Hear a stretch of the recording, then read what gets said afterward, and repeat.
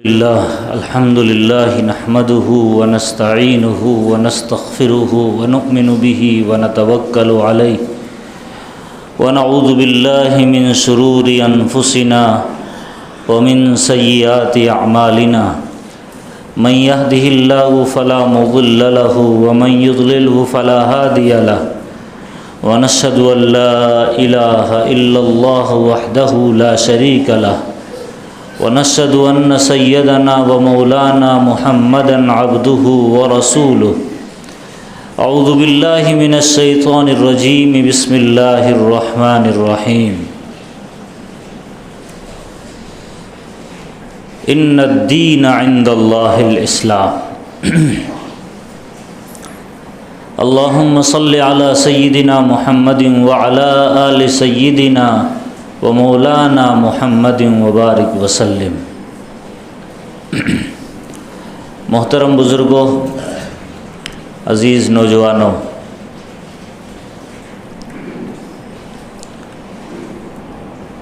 اس دنیا میں حق اور باطل کا ٹکراؤ، صحیح اور غلط کی آپس میں آپسی جنگ، ایک حقیقی نظریہ اور ایک باطل نظریہ، ان دونوں کی کشمکش یہ ہمیشہ سے، جب سے آدم علیہ السلام کو اللہ نے پیدا کیا تب سے جاری و ساری ہے۔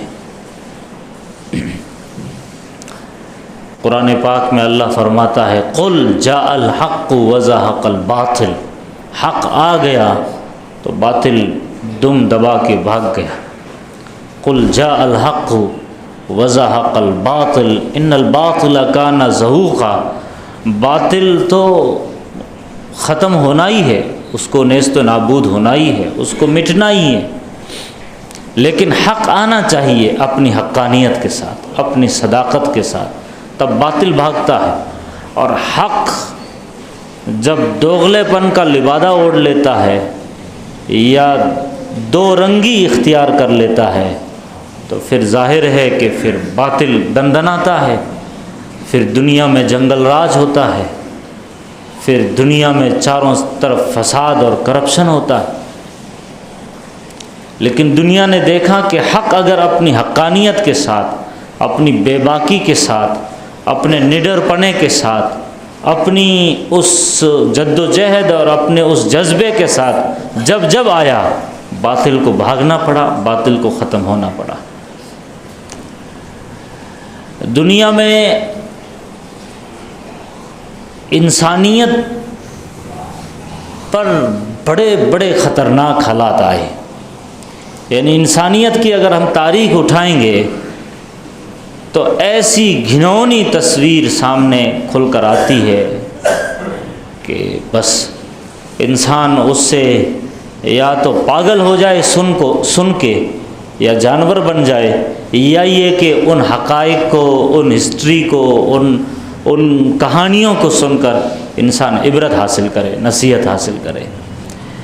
اب یہ دو رخ آپ ہر دور میں لے جائیے۔ یہ بات میں اس لیے تمہید باندھ رہا ہوں کہ ابھی حالیہ ایک فلم بنی ہے، آپ نے سنا ہوگا، دا کشمیر فائل۔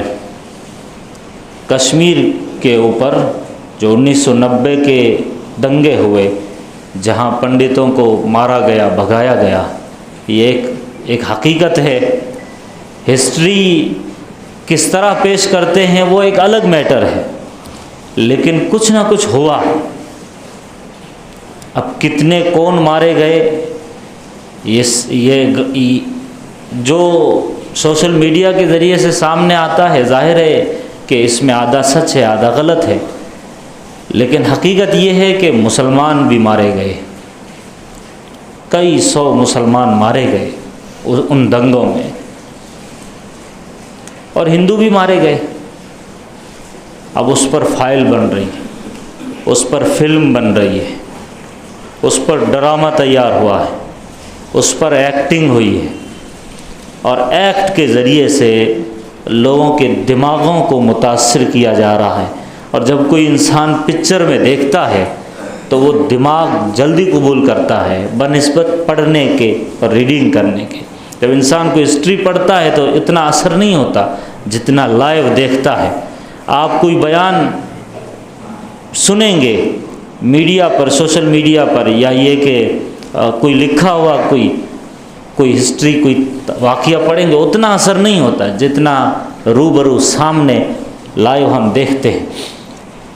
تو ظاہر ہے کہ دماغ کے ذریعے سے اور وہ آوازوں کے ذریعے سے، وہ ڈائلاگ کے ذریعے سے، وہ جو دل میں باتیں اترتی ہے، پھر اس دل میں اترنے کے بعد دو طرح کے انسان نظر آتے ہیں۔ ایک وہ جو ان سے عبرت حاصل کرتا ہے، ایک وہ جو ان سے نصیحت حاصل کرتا ہے، ایک وہ جو پاگل ہو جاتا ہے، ایک وہ جو دیوانہ ہو جاتا ہے، ایک وہ جو درندگی میں چلا جاتا ہے، پھر انتقام کی آگ بھڑکتی ہے، پھر انتقامی کارروائیاں کرتا ہے، پھر اس کا بھی من کرتا ہے کہ میں بھی انتقام لوں، میں بھی کسی کا مرڈر کروں، میں بھی ان سے بدلہ لوں۔ یہ ہوتا ہے، اور یہ جو کچھ ہو رہا ہے، یہ فلموں کے ذریعے سے بہت کچھ بدلاؤ آیا، بہت کچھ انقلاب آیا۔ یہ ہماری کمی رہی کہ ہم نے ان قرآنی حقائق کو، سیرت کے حقائق کو اس طرح لوگوں کے سامنے پیش نہیں کیا تاکہ لوگ متاثر ہوتے، لوگوں کے سامنے حقیقت آتی، لوگوں کے سامنے تاریخ آتی کہ انسانیت پر کیا کیا نہیں گزرا ہے۔ صرف یہ ایک واقعہ نہیں ہے، گجرات فائل بننی چاہیے، اور مظفر نگر فساد اس پر فائل بننی چاہیے، بمبئی کے دنگوں پر فائل بننی چاہیے، حقیقت کے ساتھ لوگوں کے سامنے آنا چاہیے۔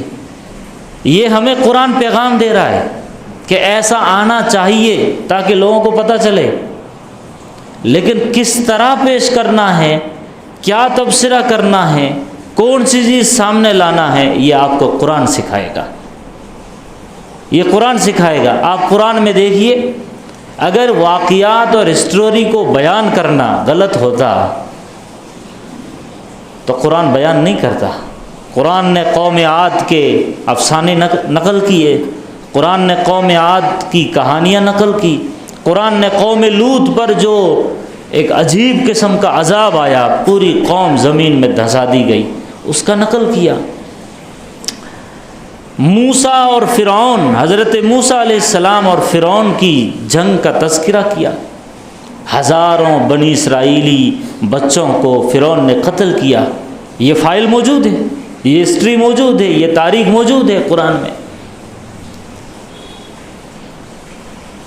اور جب آپ آگے بڑھتے ہیں تو حضرت عیسیٰ علیہ السلام کے زمانے میں 90 ہزار عیسائیوں کو خندق کھود کر کے اس میں آگ جلا کر کے اس میں زندہ عیسائیوں کو ڈالا گیا۔ اس زمانے کے ظاہر ہے وہ مسلمان تھے، وہ اس زمانے کے مسلمان تھے، تو ان مسلمانوں کو جو حضرت عیسیٰ کو اور انجیل کو مانتے تھے، قرآن میں اللہ فرماتا ہے وَالسَّمَاءِ ذَاتِ الْبُرُوجِ، آپ نے یہ سورہ سنی ہوگی، وَالسَّمَاءِ ذَاتِ الْبُرُوجِ، قسم ہے برجوں والے آسمان کی، وَالسَّمَاءِ ذَاتِ الْبُرُوجِ وَالْيَوْمِ الْمَوْعُودِ وَشَاهِدٍ وَمَشْهُودٍ قُتِلَ أَصْحَابُ الْأُخْدُودِ۔ قسم کھانے کے بعد اللہ نے فرمایا کہ خندقوں والے مارے گئے، جلائے گئے۔ قُتِلَ أَصْحَابُ الْأُخْدُودِ، اخدود کہتے ہیں خندقوں،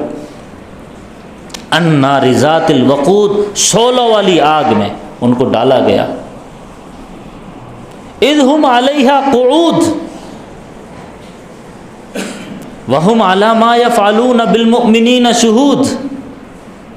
کچھ لوگ تھے جو کنارے کنارے بیٹھ کر تماشا دیکھتے تھے، کچھ کرتے نہیں تھے، صرف تماشا بنتے تھے، تماشائی بن کر یہ بھی لوگ مزے لیتے ہیں۔ کسی پر ظلم ہوتا ہے، سر عام سڑک پر کسی کو مارا جا رہا ہے، کسی بچی کی عزت کو پامال کیا جا رہا ہے، تو کچھ لوگ تماشائی بن کر دیکھتے ہیں، بیچ میں بچاؤ نہیں کرتے۔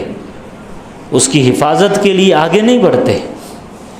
ہاں، یہ نوجوان آگے بڑھے گا تو اپنے بھائی کو مارنے کے لیے ضرور آگے بڑھے گا، اپنے پڑوسی پر حملہ کرنے کے لیے ضرور آگے بڑھے گا، اپنی دیوار پر سے کوئی چیز گر گئی دوسرے کی دیوار میں تو یہ والا پڑوسی اس پڑوسی سے ضرور جھگڑے کرے گا، پھر پولیس کیس ہوگا، فلاں فلاں کیا کیا نہیں ہوتا ہے، یہ سب ضرور ہوگا۔ لیکن کسی پر ظلم ہو تو کچھ لوگوں کا مزاج بن گیا کہ صرف تماشائی بن کے خاموش دیکھتے رہو، اس کو قرآن نقل کرتا ہے۔ ایسا ہوا ہے۔ ان کا جرم کیا تھا؟ وَمَا نَقَمُوا مِنْهُمْ إِلَّا أَن يُؤْمِنُوا بِاللَّهِ الْعَزِيزِ الْحَمِيدِ، صرف جرم یہ تھا کہ وہ اللہ پر ایمان لائے تھے۔ تو یہ کہانیاں ہیں قرآن میں اللہ نے بیان کی ہے، یہ کوئی انسانی تاریخ پر کوئی یہ تاریخ کو نقل کرنا، ہسٹری کو نقل کرنا، سالوں پہلے کسی واقعے کو سامنے لا کر لوگوں کے سامنے بیان کرنا، ہاں یہ بہت اہم ہے کہ آپ اس کو بیان کیسے کرتے ہیں، آپ اس سے کیا میسج دینا چاہتے ہیں۔ آپ اس لوگوں کو ایک کمیونٹی کے خلاف بھڑکانا چاہتے ہیں، ورغلانا چاہتے ہیں، دنگے کروانا چاہتے ہیں، فساد کروانا چاہتے ہیں، یا پھر آپ کا مقصد اس سے حالات سے عبرت اور نصیحت حاصل کرنا ہے۔ آپ کیا میسج دینا چاہتے ہیں، اس پر پورا تاریخ جو بیان کرتا ہے اس کی نیت پر سارا کھیل ہے۔ اللہ تاریخ بیان کرتا ہے سبق کے لیے، اللہ تاریخ بیان کرتا ہے عبرت اور نصیحت کے لیے۔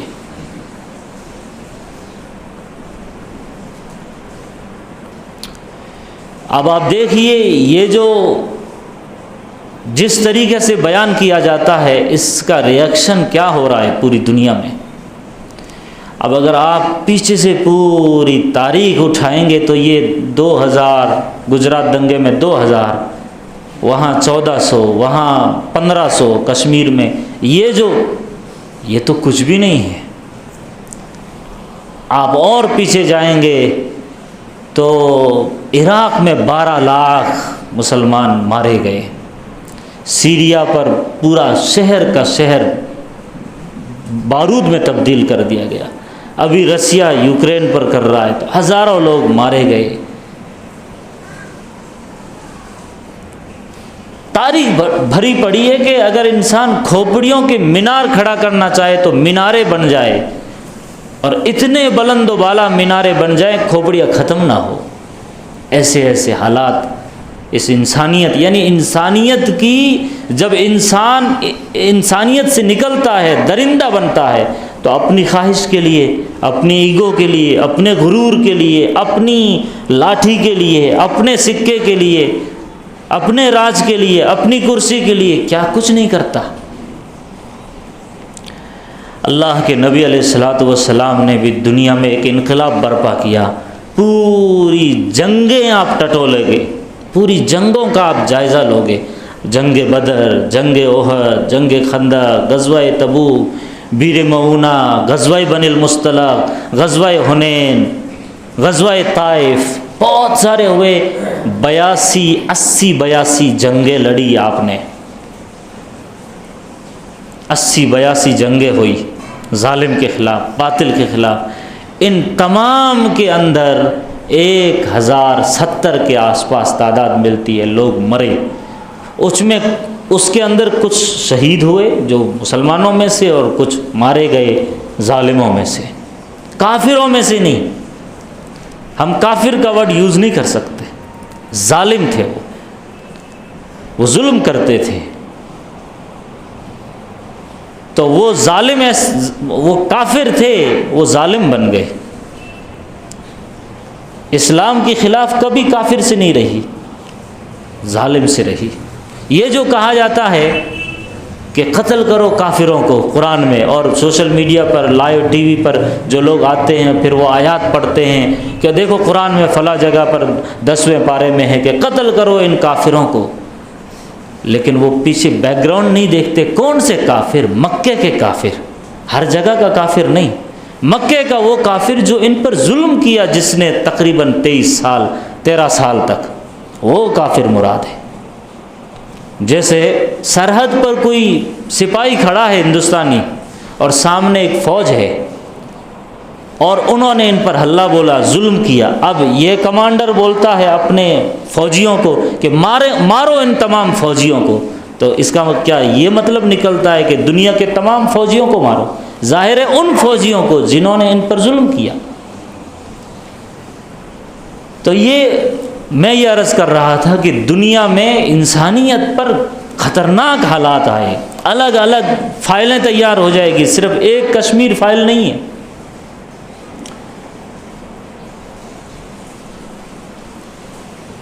اب اس کی وجہ سے جو رزلٹ نکل کے آیا، چاروں طرف نفرت ہے، ورغلایا جا رہا ہے۔ کل آپ سوشل میڈیا پر جو لوگ پکچر دیکھ کے نکل رہے ہیں تو پکچر ہال کے اندر کھڑے ہو کر کے ایک بھاشن دیتا ہے کہ ہم یہاں پکچر دیکھ رہے ہیں اور مسلمان اپنے گھروں میں بیٹھ کر بچے پیدا کر رہے ہیں، پھر تمہارا حال بھی وہی ہوگا جو کشمیر میں پنڈتوں پر ہوا۔ یہ اس طرح کے ویڈیو وائرل ہو رہے ہیں۔ اس نفرت کے جواب میں ظاہر ہے کہ ہمیں وہ قدم اٹھانا پڑے گا جو اللہ کے نبی علیہ الصلوۃ والسلام نے مکہ مکرمہ میں اٹھایا۔ ہم مدنی ریاست میں نہیں ہیں، ہم مدینہ منورہ کی زندگی میں نہیں ہیں، حالات ایسے نہیں ہیں کہ آپ ترکی بترکی جواب دیں یا جوابی کارروائیاں کریں۔ حالات یہ بتا رہے ہیں کہ آپ نے حضرت عمار کا رول ادا کرنا ہے، آپ نے حضرت یاسر کا رول ادا کرنا ہے، آپ نے حضرت خباب کا رول ادا کرنا ہے، آپ نے حضرت بلال حبشی کا رول ادا کرنا ہے۔ یہ سارے مکے میں واقعات ہوئے۔ آپ نے حضرت ابو سلمہ کا رول ادا کرنا ہے، آپ نے ام سلمہ کا رول ادا کرنا ہے، آپ نے سمیہ کا رول ادا کرنا ہے۔ اور پھر آپ کے اخلاق ایسے ہو، ہمدردانہ، محبتانہ، دردمندانہ، کہ انسانیت۔ پھر کیا ہوا؟ آپ کے نبی کی تاریخ دیکھیے، فتح مکہ ہوا، غزوہ تبوک ہوا، اس کے بعد ایران، روم جو فتح ہوئے ہیں تو مسلمانوں کی اخلاق کی وجہ سے فتح ہوئے۔ وہ کیسے نرم دل، کیسے ہمدرد، انسانیت کا بھلا چاہنے والے لوگ یہ سمجھ گئے کہ اسلام ہی میں انصاف ہے، اسلام ہی میں زندگی ہے۔ ایک تو یہ پہلو میں نے آپ کے سامنے رکھا۔ دوسرا پہلو آپ کی ذات کے ساتھ ہے، وہ یہ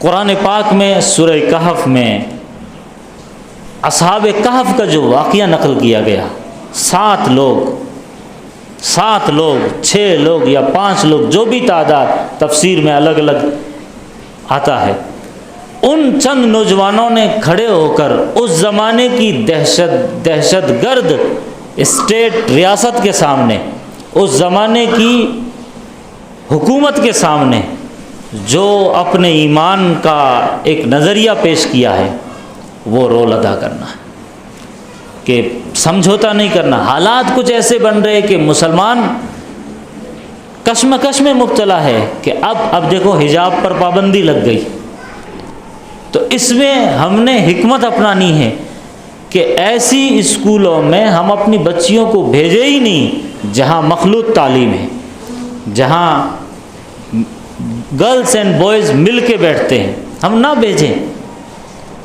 ہم لڑنے کے بجائے اپنی اسکول قائم کریں، ہم لڑنے کے بجائے اپنا کالج قائم کریں، پھر اپنی بچیوں کو باحجاب باپردہ اس میں بھیجے جہاں پھر ایک یونیفارم ہوگا۔ اور جہاں مخلوط تعلیم نہیں ہے، ایک ایسی اسکول جہاں مخلوط تعلیم نہیں ہے، بوائز الگ ہے، گرلز الگ ہے، اس وقت مسلمانوں کی حکمت یہ ہے کہ اپنی بچیوں کو آپ بھیجیں اسکول، لیکن جب وہ اسکول میں انٹر کرے، اپنی کلاس میں انٹر کریں، اس وقت اپنا حجاب، ظاہر ہے کہ اسکارف تو پہنا ہوا ہوگا، جو حجاب جس پر پابندی لگی ہے وہ اتار دیں اور اپنا یونیفارم کے ساتھ اپنی کلاس میٹ کے بچیوں کے ساتھ بیٹھ جائے جہاں بچیاں ہیں۔ میں یہ نہیں کہہ رہا ہوں کہ بچے جہاں پر بیٹھے ہیں وہاں حجاب اتار کے آپ بیٹھ جائیں، جہاں بچیاں ہیں، جہاں بچیاں بیٹھی ہے، صرف بچیاں ہی ہیں، وہاں آپ یونیفارم پہن کے آپ اپنی اسکول میں جائیے۔ تو حکمت کا یہ تقاضا ہے، زیادہ شور ہنگامہ نہیں، زیادہ احتجاج نہیں، زیادہ دھرنے نہیں۔ آپ دیکھ رہے ہیں عدالتوں کے رویے، سپریم کورٹ کا رویہ، ہائی کورٹ کا رویہ، لوور کورٹ کا رویہ، ان تمام رویوں کو آپ دیکھ چکے ہیں۔ ججز کیا فیصلے دے رہے ہیں، ایک دم سراسر ناانصافی والے فیصلے۔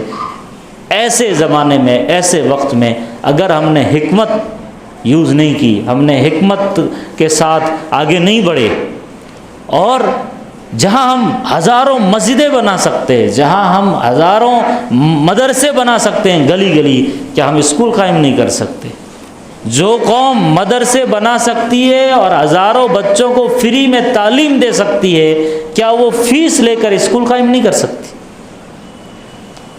فری میں جہاں اب دیکھیے عقل کوہ مدرسہ، جہاں کالجز کا تمام نظام ہے، تقریباً 25 سے 30 ہزار بچے فری میں کھاتے پیتے۔ جو قوم ایسے ایسے ادارے کھڑے کر سکتی ہے، کیا وہ قوم کوئی اسکول کالج کھڑی نہیں کر سکتی؟